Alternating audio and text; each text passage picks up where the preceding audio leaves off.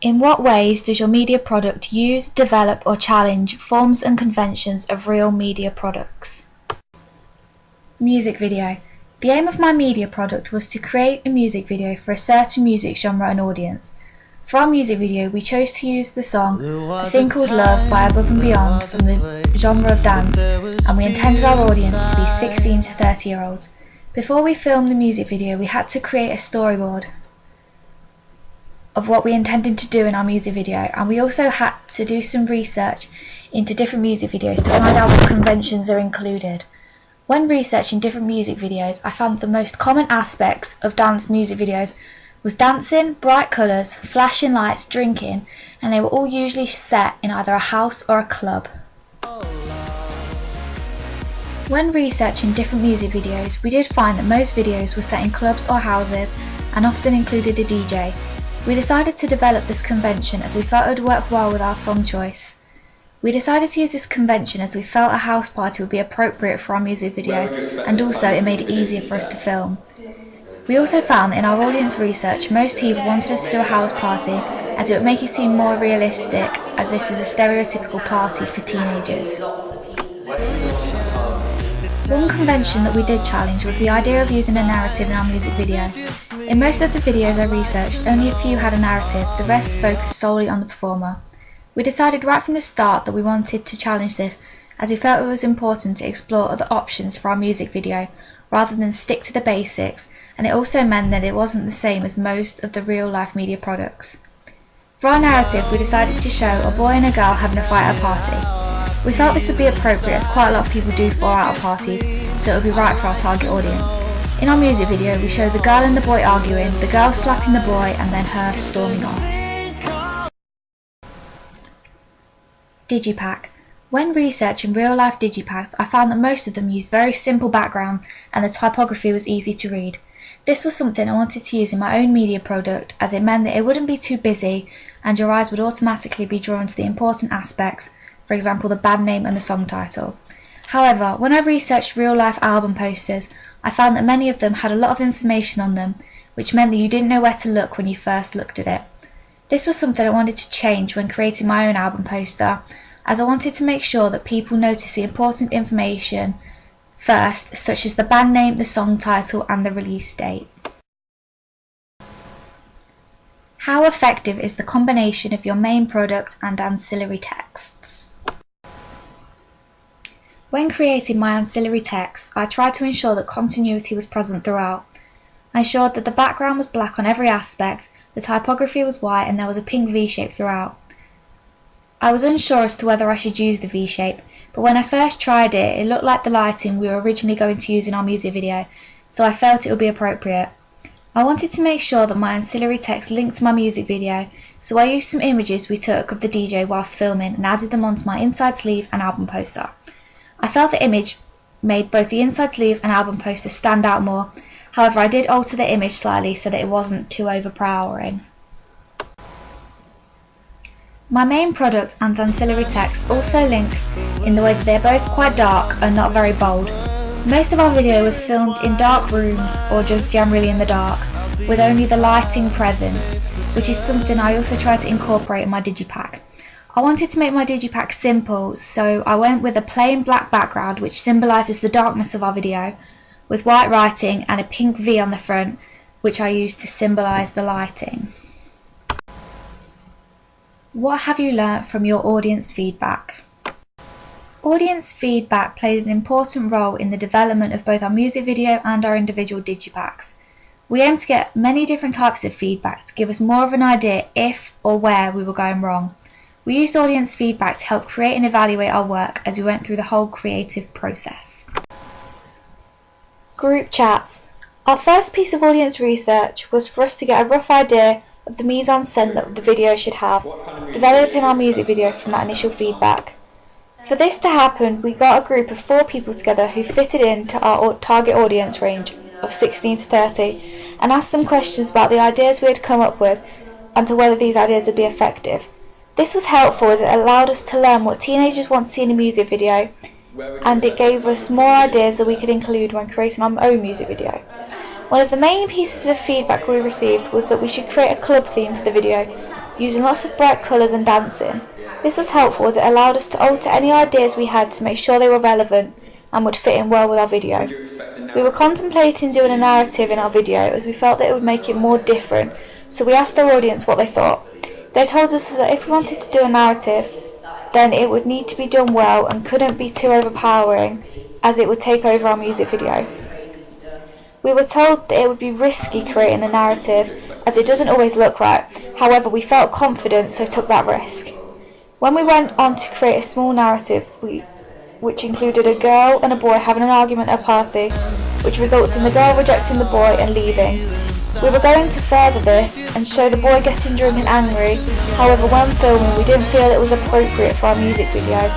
Also, we felt that keeping the narrative short was important as it meant that more aspects could be included, for example the singer performing and the party scenes. After creating my first draft of my digipak, I uploaded an image of it onto Twitter to gain feedback. I felt this was important as it meant that if my work didn't look right it could be criticised, thus meaning I could improve it. I chose to upload my digipak to Twitter as it allowed me to interact specifically with my target audience of 16 to 30 year olds.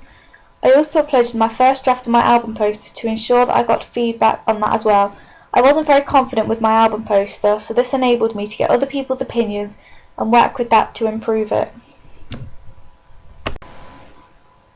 Before we started filming our music video, I sent a message around on Facebook to ask questions about our plans for our music video.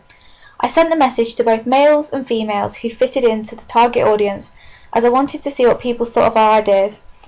I also made sure that the people I messaged were people who were going to be involved in the making of our music video, as it helped make them feel more comfortable and want to take part. I made sure to ask about lighting and the props that would be included.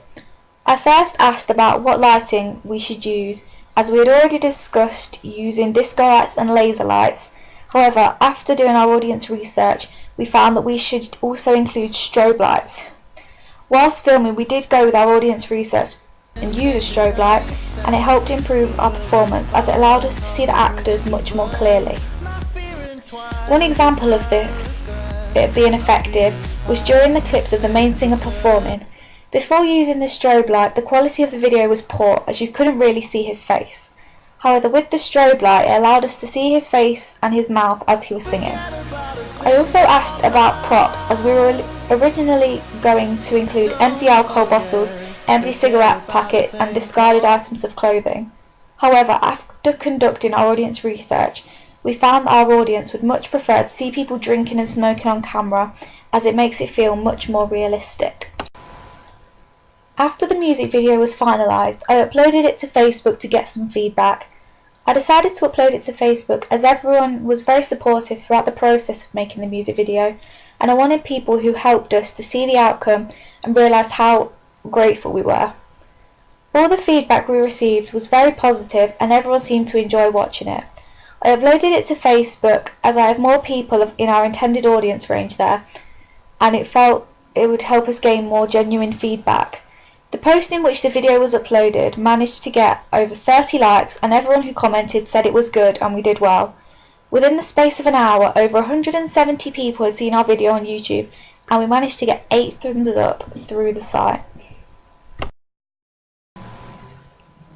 How did you use media technologies in the construction and research, planning and evaluation stages?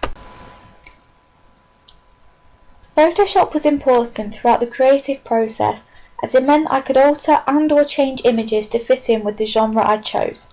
Photoshop allowed us to create several different looking products when creating our digipaks, and it also meant that I could make changes easily wherever I felt appropriate. Using Photoshop also meant that I was able to edit my image and see what different colours, sizes and filters look like.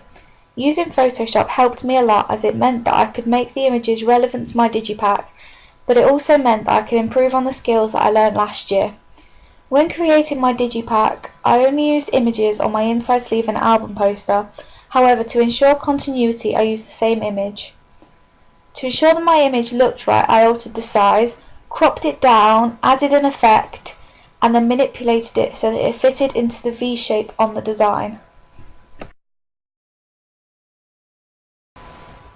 I also used Photoshop to change the colour density of the images so that it corresponded well to my digipak. I altered the colour so that the red stood out more, but I also made the pink stand out as it would link well with the colour of the shape on my digipak. The blog was also important during my A2 coursework, as it was the place that all my work went, and it allowed me, as well as my teachers, to keep up to date with my progress. On the blog, everything was uploaded, for example raw images before and also after we edited them, the music video analysis I did, my music video, the location shots and the risk assessment. One downside to using the blog was that it was a joint blog, so every post went on the same page. At first it was hard to decipher whose work was who. However, after a while we did decide to sign our blog posts and, as often as we could, write our names in the titles. This was important as it meant that we got marked on our own work and not each other's. For example, when I uploaded my final copy of my digipak, I made sure to name the post Amy's Final Digipak so that the readers of the blog knew that it was my work. Another example of this was when I created a risk assessment for our music video. The risk assessment was solely my work, so I made sure to write created and uploaded by Amy at the end of the post so that it was obvious that I was the one who had taken the time to write and create the risk assessment. iMovie. When creating our music video, iMovie played an important role. iMovie allowed us to transfer all our raw clips onto the Apple Mac and then alter the clips to ensure that they fitted in well with the lyrics and the song. iMovie was quite tough to use at first as there was a lot of different tools you could use and lots of ways to change your videos. However, after I learned what everything was, it became really easy. There are many different effects you can do on iMovie. For example, you can alter the speed, add text to your clips and add special effects. One of the things that we did in our music video was we sped up some of the clips. For example, in the scene where the girl slapped the boy, that was filmed in slow motion, but when it was played back it didn't look right, so we sped it up to make it look more realistic. Another thing we did was we added text onto the first clip and the final clip to credit the band. This was the only thing they asked of us when we asked for permission to use their song. Also, at the end of the video we used a fade out so that our music video didn't end too abruptly, and we found that it fitted in well with the ending of the song.